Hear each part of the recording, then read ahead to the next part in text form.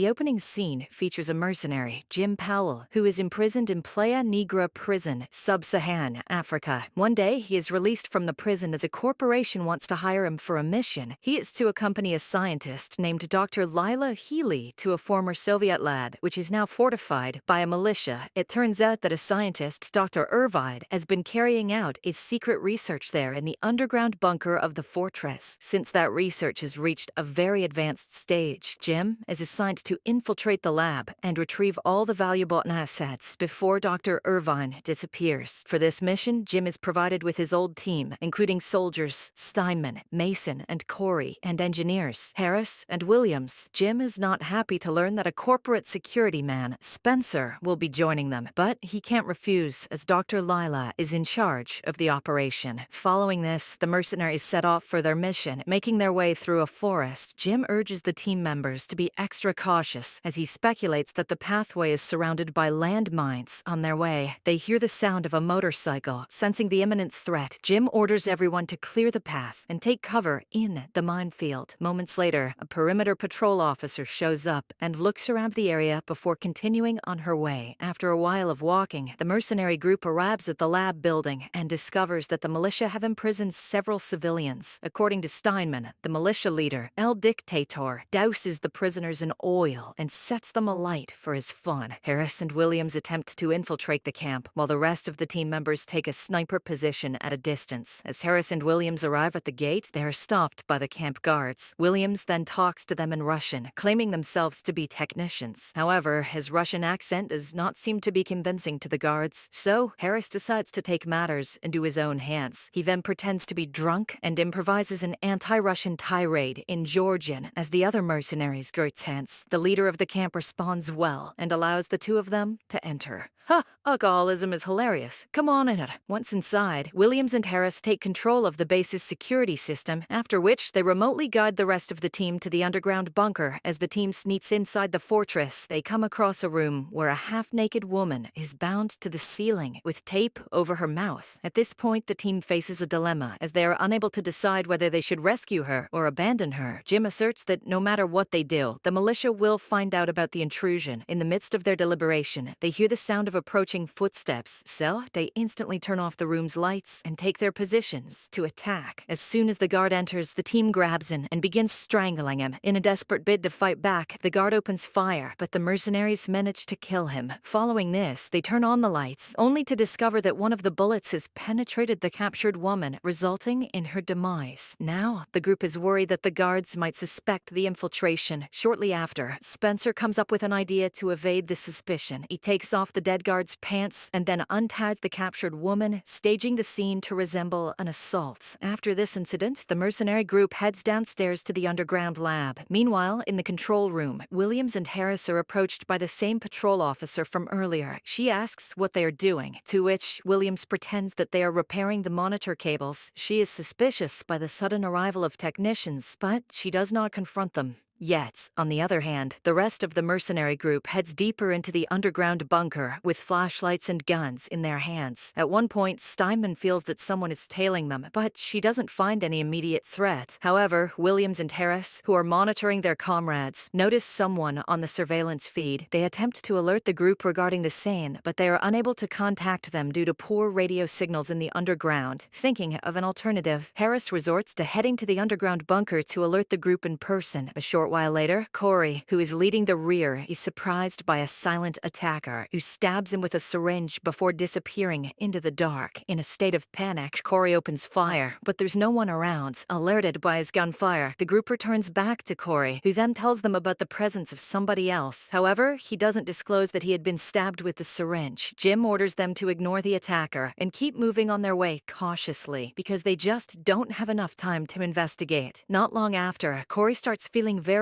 uneasy due to the harmful content of the syringe. He soon develops fever and boils over his body, which eventually results in him falling behind, unnoticed by the others. As the group navigates through a series of dark tunnels, they're suddenly ambushed by some masked assailants who try to stab them with syringes just like they did to Corey. Amidst the scuffle, Harris shows up and starts gunning down the assailants one after another. Unfortunately, he is shot in the stomach by the last remaining assailant before his fellow mercenaries neutralize neutralize the threat. After some time, they finally arrive at the lab, where they are greeted by a grim sight, several corpses lying down on the floor. Moreover, they uncover a trap, a laser transmitter, set to alert guards upon breach. After a while of careful inspection of the area, they tend to the wound of Harris and leave them to rest on the bed, while the remaining group members embark in search of Dr. Irvine. They soon find Irvine in a deeper area of the lab, experimenting on a young girl. In a surprising turn of events, Dr. Irvine greets Lila, revealing the latter to be her former assistant. Astonished, Jim asks about the girl's identity, to which the doctor tells him that she is one of the specimens, named Ali. At this point, it's revealed that Lila's major objective of this mission is to take away two specimens, Ali and Gota. These revelations infuriate Jim, who then confronts Lila regarding the lack of information provided to him. He blames her for what happened to Harris and Corey, and he further demands that they leave right away. Regardless, Lila refuses to do so, claiming that specimen Ali is pregnant, and moving her in such a state can be fatal. Following this, Jim threatens Dr. Irvine to explain everything that is happening in the lab. In our spots, the doctor begins to unveil all of the secrets left by the Soviet scientists in the past. At first, she shows them a 2.4 billion-year-old meteorite, which she claims to have been buried in permafrost for 70 million years. She says that the rock contains several organic materials, such as cells, DNA, and genetics. When the Soviet scientists found it, they needed world experts to extract those contents, which is when they approached Dr. Irvine. They then lured her with promises of completely unfettered research, free of any ethical or legal restraints. She created two hybrid creatures by combining human DNA with the meteorite's contents. Furthermore, Dr. Irvine leads them to a special facility where she has kept Gota, a male hybrid with horrible-looking eyes. According to the doctor, these hybrids are just 5 years old, but they have already reached sexual maturity, and she has bred them. The offspring of the pregnant girl will be a second-generation subjects who will be more alien than Gota and Ali. Their conversation is suddenly interrupted when Ali experiences labor pain, sensing the urgency of the situation. Dr. Irvine prepares for the delivery, despite her efforts to ease Ali's pain. With anesthesia and painkillers, none prove effective on the hybrid. After multiple failed attempts, the doctor concludes that Ali won't survive much longer and proceeds to secure the offspring. Irvine's callousness towards the girl's suffering makes Steinman very uneasy. Unable to see her dying in agony, she guns down Ali, freeing her from the painful death. Upon witnessing this, Dr. Irvine asserts how Steinman has caused a loss of valuable assets. However, the latter is still so upset that she vents her anger on the doctor. Before the situation escalates, Jim takes Steinman away from the scene, suggesting that she takes some time alone to calm her nerves. It was just a 5-year-old given birth to an alien. It's not that big a deal. In the aftermath, Lila orders Jim to kill Dr. Irvine because she and her work have now become useless. Jim strictly denies, asserting that he is not an assassin. He then instructs Mason to prepare to leave, but the latter attacks him instead. Here, it's revealed that Harris and Mason have already struck a bargain with Lila, who has offered them a fortune after the mission. On the other hand, Steinman goes to Gota's chamber to inform him that his partner is no more. However, she realizes too late that the hybrid is hostile and has hidden a weapon. He suddenly attacks her and tosses her to the floor, causing her to fracture her limbs. He then walks out to the operation theater, interrupting the commotion among the mercenaries. In an unexpected turn of events, he uses his advanced weapon to blow off Irvine's head before fleeing the scene. After this event, Jim and Mason reconcile, as they now have no further conflicts on whether to kill Irvine or not. They then go in search of Steinman, only to find her in a wrecked state. With a common mission to neutralize the threats, Jim, Mason, and Spencer head in search of Gota, while Lila decides to look after Steinman. Minutes after they depart, Lila reveals her evil intentions by administering the injured Steinman with a fatal drug. Following this, she goes to kill Harris in the medical facility. As she prepares the same fatal drug, he reveals an unpinned grenade in his hand that blows before she can react. That's what she said. The sound of the explosion reaches the trio's ears, so Mason decides to inspect the matter. As he returns back to the medical facility, he is greeted greeted by a grim sight, unmoving bodies of Harris and Delilah. Concerned for Steinman, he rushes to her and finds her dead as well. Mason then goes back to his remaining group members and reports these tragic incidents. Hearing this, Spencer suggests that since the mission has been a complete failure, they should now simply leave together without worrying about any other objectives. Spencer then leads them into an elevator, which he claims to be a secret escape route for Lila. While they head upwards, Spencer goes on a rant, expressing his disappointment for not getting paid. Shortly after, the trio are about to exit the elevator when they are ambushed by a mutated Corey, who instantly kills Spencer. How's that for payment? He then attacks Mason, but Jim manages to shoot him to death. After this, Jim and Mason exit the tunnels and reach the fortress gate, only to find the militia guards engaged in a fierce gunfight with Gota. The two mercenaries eventually reunite with Williams, who appears to have been assaulted brutally by the militia.